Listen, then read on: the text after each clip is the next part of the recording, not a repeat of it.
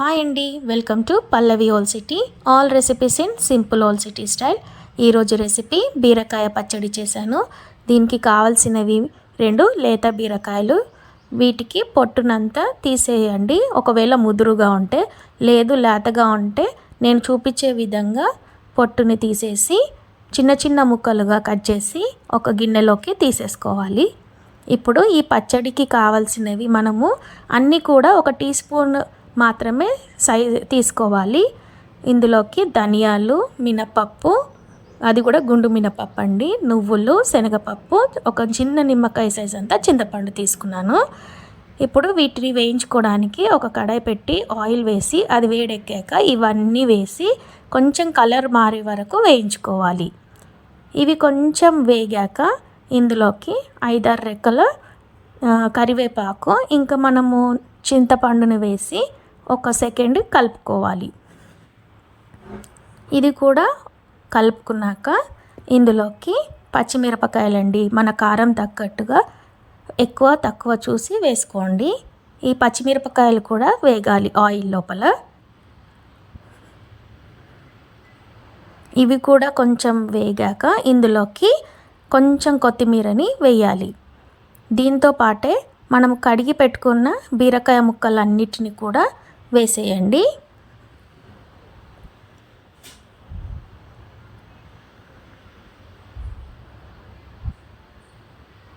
ఇప్పుడు ఈ బీరకాయ ముక్కలన్నిటిని ఈ ఆయిల్ లోపల ఉడికేంత వరకు ఒక 2 నిమిషాలు బాగా కలిపేసుకోవాలి.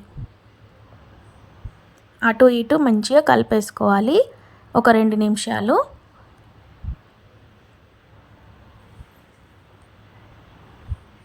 బాగా కలిపేసుకున్నాక ఇప్పుడు ఇందులోకి కొంచెం ఉప్పు, అలాగే కొంచెం పసుపు వేసి ఇంకొకసారి బాగా కలిపేసుకోవాలి.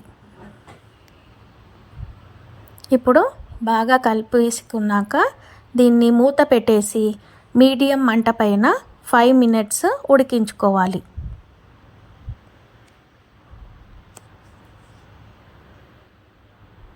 ఇప్పుడు 5 మినిట్స్ తర్వాత చూడండి, ఇది బీరకాయ కొంచెం వాటర్ని వదలడం స్టార్ట్ చేసింది కదా, ఇది కూడా మెత్తబడినట్టు కనిపిస్తుంది. దీన్ని ఇంకొక 2 మినిట్స్ వరకు మగ్గించుకోవాలి. ఇది ఇంకో 2 మినిట్స్ వరకు మగ్గించుకున్నాక చల్లార్చుకొని దీన్ని మిక్సీ పట్టుకోవాలి.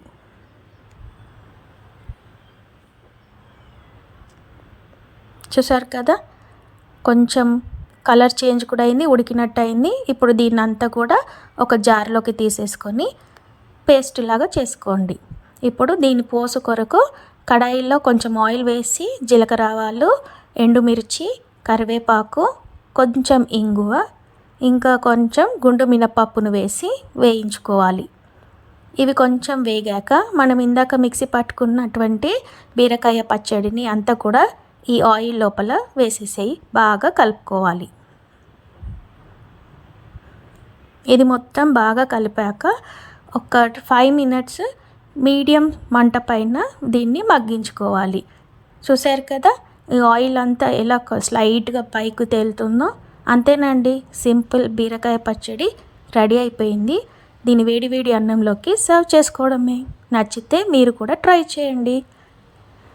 Thanks for watching Pallavi old city.